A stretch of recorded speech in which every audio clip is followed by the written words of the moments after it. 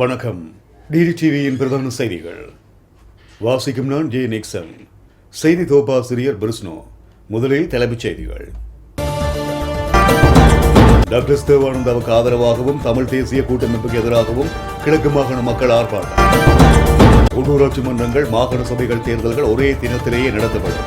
அமைச்சர் பைசர் முஸ்தபா. தற்போதைய ஆட்சியாளர்கள் வடக்கிற்கும் தெற்கிற்கும் ஒன்றுக்கொன்று முரண்பட்ட கொள்கைகளை பின்பற்றுகின்றனர். முன்னாள் ஜனாதிபதி மஹிந்த ராஜபக்ச. தாய்லாந்தை தாக்கியது வெள்ளப்பெருக்கு, 23 பேர் உயிரிழப்பு. இனி விரிவான செய்திகள்.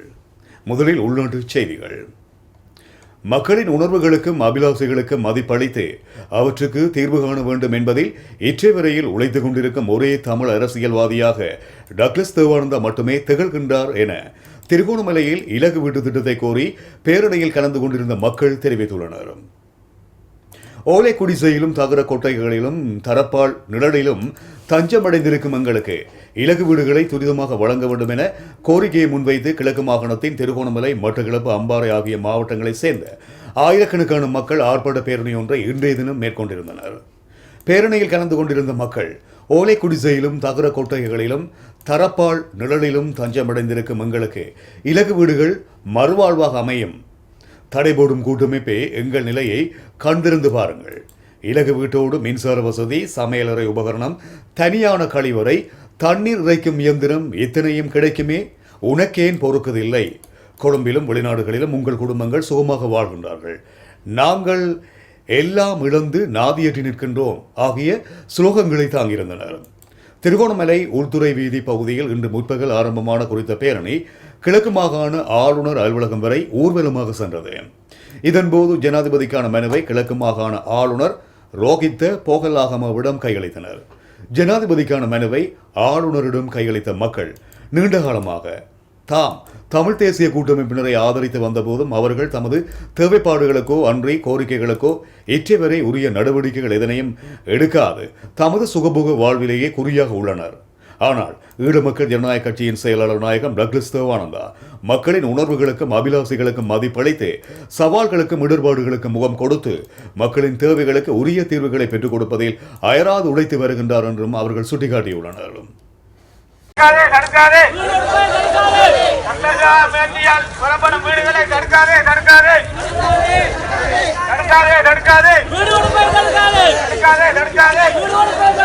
உள்ளூராட்சி மன்றங்கள் மற்றும் மாகாண சபைகள் தேர்தல்களை ஒரே தினத்தில் நடத்துவதற்கான சட்ட மூலத்திற்கு அமைச்சரவை அனுமதி கிடைத்திருப்பதாக அமைச்சர் பைசர் முஸ்தபா தெரிவித்துள்ளார். அதே நேரம் பெப்ரல் அமைப்பின் கோரிக்கையின் பிரகாரம் தேர்தல்களுக்காக வேட்பாளர்கள் செலவிடுகின்ற தொகையையும் குறைப்பதற்கான சட்ட மூலத்தை விரைவில் சமர்ப்பிக்க இருப்பதாகவும் அவர் சுட்டிக்காட்டினார். ஆனால் தற்போது இந்த தேர்தல்கள் அனைத்தையும் ஒரே தினத்தில் நடத்துவதற்கான சட்ட மூலத்திற்கான அனுமதி பெறப்பட்டுள்ள நிலையில் வருகின்ற நாட்களில் மேற்படி சட்ட மூலத்தை நிறைவேற்றி சபையில் சமர்ப்பிக்கவும் எதிர்பார்த்திருக்கின்றோம். பெப்ரல் அமைப்புடன் நேற்று மாகாண சபைகள் மற்றும் உள்ளூராட்சி மன்றங்கள் அமைச்சில் இடம்பெற்ற சந்திப்பில் கலந்து கொண்டதின் பின்னர் ஊடகங்களுக்கு கருத்து தெரிவிக்கைகளை மேற்கொண்டுவாறு தெரிவித்தார். யாழ்ப்பாணம் கோப்பாய் பிரதேசத்தில் 2 போலீஸ் அதிகாரிகள் மீது மேற்கொண்ட தாக்குதல் தொடர்பில் மேலும் ஒருவர் கைது செய்யப்பட்டிருப்பதாக யாழ்ப்பாண பாதுகாப்பு பிரிவு தெரிவித்துள்ளது. நல்லூர் பிரதேசத்தைச் சேர்ந்த முத்து என்ற நபரை இவ்வாறு கைது செய்யப்பட்டிருப்பதாக அந்த பிரிவு குறிப்பிட்டுள்ளது. குறித்த சந்தேக நபர் யாழ்ப்பாணம் குற்றத்தடுப்பு விசாரணை பிரிவினரால் கைது செய்யப்பட்டுள்ளார். இந்த சம்பவம் தொடர்பில் இதற்கு முன்னர் 2 சந்தேக நபர்கள் கைது செய்யப்பட்டு நீதிமன்றத்தில் முன்னிலைப்படுத்தப்பட்ட நிலையில் அவர்கள் ஆகஸ்ட் மாதம் 10ஆம் தேதி வரை விளக்கமறியலில் வைக்க உத்தரவிடப்பட்டுள்ளது. கிழக்கு மாகாண பட்டதாரிகளின் நியமன வயதெல்லையை 45ஆக உயர்த்துவதற்கு கிழக்கு மாகாண முதலமைச்சர் ஹாபிஸ் நாசிர் அகமட் ஆளுநருடன் நடத்திய பேச்சுவார்த்தையில் சுமூக தீர்வுகள் எட்டப்படுவதற்கான சாத்தியங்கள் கிட்டியுள்ளன.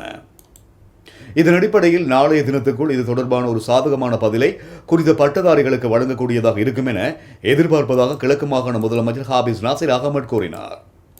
கிழக்கு மாகாண முதலமைச்சர் மற்றும் ஆளுநர் ரோஹித போகலாகம ஆகியோருக்கு இடையிலே நடத்திய பேச்சுவார்த்தையின் பின்னரே இந்த விடயங்களை கிழக்கு முதலமைச்சர் ஹாபிஸ் நாசிர் அகமட் தெரிவித்தார். நாட்டில் நிலவிய போர்க்கால சூழ்நிலைகளின் போது தமது பட்டப்படிப்பை தொடர்வதில் பல்வேறு சிக்கல்களை எதிர்கொண்டமையினால் வடக்கு கிழக்கில் உள்ள பல பட்டதாரிகள் உரிய வயதில் பட்ட படிப்பை நிறைவு செய்வதில் சிக்கல்களை எதிர்கொண்டமை போன்ற பல காரணங்களை முதலமைச்சர் இதன்போது சம்பந்தப்பட்ட தரப்பினருக்கு எடுத்துரைத்திருந்தார். கிழக்கில் உள்ள 4000க்கும் மேற்பட்ட பட்டதாரிகளுக்கான தொழில் வாய்ப்புகளை பெற்றுக் கொடுப்பதற்கான நடவடிக்கைகள் முன்னெடுக்கப்பட்டன. இதன் முதற்கட்டமாக 1700 பட்டதாரிகளை உள்வாங்குவதற்கான விண்ணப்பங்கள் கோரப்பட்டிருப்பதுடன் அவர்களுக்கான நியமனங்களும் விரைவில் வழங்கப்பட உள்ளமை குறிப்பிடத்தக்கது. ரயில் நிலையங்கள் மற்றும் ரயிலினுள் மேற்கொள்ளப்படும் முறையற்ற வர்த்தகங்களை நிறுத்த விசேட வேலை திட்டங்களை மேற்கொள்ள ரயில்வே திணைக்களம் நடவடிக்கை எடுத்துள்ளது. தற்போது இதுபோன்ற வர்த்தகர்களை கைது செய்ய நடவடிக்கையை முன்னெடுத்திருப்பதாக ரயில்வே பாதுகாப்பு பிரிவின் பிரதானி அனுர பிரேமரெட்ன குறிப்பிட்டுள்ளார்.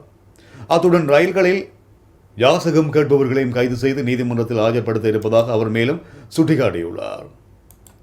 தற்போதைய ஆட்சியாளர்கள் வடக்கிற்கும் தெற்கிற்கும் ஒன்றுக்கொன்று முரண்பட்ட கொள்கைகளை பின்பற்றுவதாக நாடாளுமன்ற உறுப்பினர் மஹிந்த ராஜபக்ச தெரிவித்துள்ளார். கல்கிசை பிரதேசத்தில் இடம்பெற்ற நிகழ்வொன்றில் கலந்து கொண்டு உரையாற்றிய போதே இவ்வாறு குறிப்பிட்டார். நாடாளுமன்ற உறுப்பினர் நாமல் ராஜபக்ச, மஹிந்தானந்த அலுத்கமகே மற்றும் முன்னாள் அமைச்சர்கள் சிலரிடம் குற்ற புலனாய்வு பிரிவினர் வாக்குமூலம் பெற்றுக் கொண்டனர். ஆனால் வடமாகாண சபை உறுப்பினர் MK சிவாஜிலிங்கத்திடம் குற்ற புலனாய்வு பிரிவின் குழு ஒன்று யாழ்ப்பாணத்துக்கு சென்று வாக்குமூலம் பெற்றுக் கொண்டது. இதனூடாக அரசாங்கத்தின் இரட்டை நிலைப்பாட்டு கொள்கை நன்கு புலப்படுவதாக நாடாளுமன்ற உறுப்பினர் மஹிந்த ராஜபக்ச தெரிவித்துள்ளார். இந்த ஆண்டின் கடந்த காலத்துக்குள் இணையத்துடன் தொடர்புடைய 1950 முறைப்பாடுகள் பதிவாகி இருப்பதாக இலங்கை கணினி அவசர நடவடிக்கை குழு குறிப்பிட்டுள்ளது.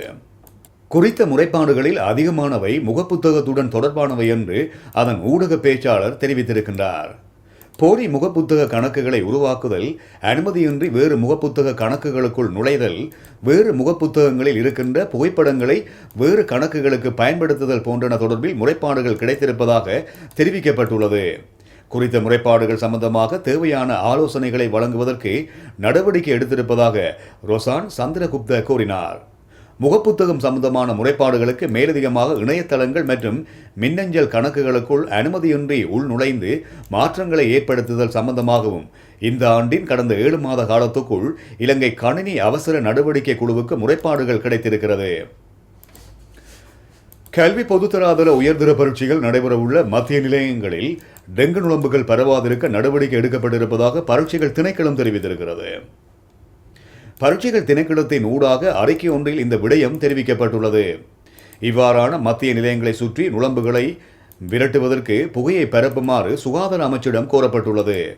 பரீட்சை இடம்பெறும் காலப்பகுதியில் மாணவர்களை டெங்கு நுளம்புகளிடமிருந்து பாதுகாத்துக் கொள்வதற்காக நுளம்பு எதிர்ப்பு தைலத்தை பயன்படுத்துமாறு பரீட்சைகள் திணைக்களம் பெற்றோர்களிடம் கோரியுள்ளது.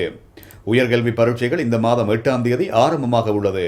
அத்துடன் 5ஆம் ஆண்டு புலமை பரிசில் பரீட்சை இந்த மாதம் 20ஆம் தேதி நடைபெற உள்ளமை குறிப்பிடத்தக்கது. அனுராதபுரம் ரம்பேவ பிரதேச சபையின் முன்னாள் தலைவர் ரணில் மாதவ கமல் நிலைமைவுக்கு நீதிமன்றத்தால் 5 வருடங்கள் ஒத்திவைக்கப்பட்ட 13 வருட சிறை தண்டனை விதிக்கப்பட்டுள்ளது.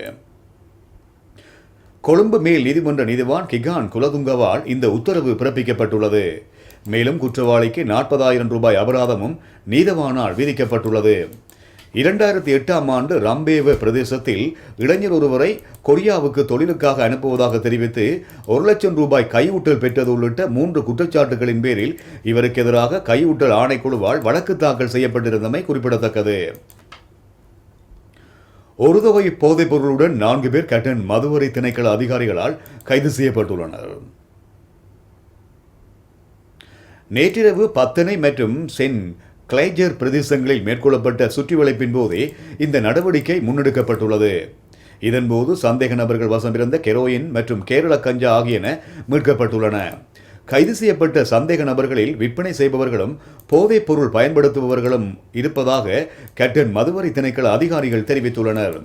இவர்களை இன்று கேப்டன் நீதிவான் நீதிமன்றத்தில் ஆஜர்படுத்த நடவடிக்கை எடுக்கப்பட்டுள்ளது. அர்ஜுன் அலோசியஸின் அலைபேசியை தரவு செய்து உள்நுழைய முயற்சிப்பது தண்டனைக்குரிய குற்றம் என பிணை முறை தொடர்பில் ஆராயும் ஜனாதிபதி ஆணைக்குழு இன்று தெரிவித்துள்ளது. முன்னதாக மத்திய வங்கியின் முறி மோசடி தொடர்பில் விசாரணை மேற்கொள்ளும் ஜனாதிபதி ஆணைக்குழுவில் கையளித்த தமது கைத்தொலைபேசியின் தரவுகளை அர்ஜுன் அலோசியஸ் அளிக்க முயற்சித்ததாக சட்டமா அதிபர் திணைக்களம் தகவல் வெளியிட்டிருந்தது. இதுகுறித்து சட்டமா அதிபர் திணைக்களம் நேற்று முன்தினம் ஆணைக்குழுவிடம் தெரிவித்திருந்தது. அத்துடன் மத்திய வங்கியின் முன்னாள் ஆளுநர் அர்ஜுன் மகேந்திரனின் மனைவியின் கையடக்க தொலைபேசி இலக்கத்தை அவர் பயன்படுத்தியிருப்பதாகவும் மேலதிக மென்ட்ராடியார் நாயகம் ஜசந்த தொடங்குடு ஆணைக்குழுவிடம் கூறியிருந்தார். 2015ஆம் ஆண்டு முதல் அர்ஜுன் அலோசியஸ் பயன்படுத்திய கை தொலைபேசி மற்றும் டிஜிட்டல் சாதனங்களை கையளிக்குமாறு முறை மோசடி தொடர்பில் விசாரணை மேற்கொள்ளும் ஆணைக்குழு அண்மையில் உத்தரவிட்டிருந்தமை குறிப்பிடத்தக்கது. சிறிய வர்த்தக விளம்பர இடைவெளியை தொடர்ந்து டிடியின் வெளிநாட்டு செய்திகள் இடம்பெறும்.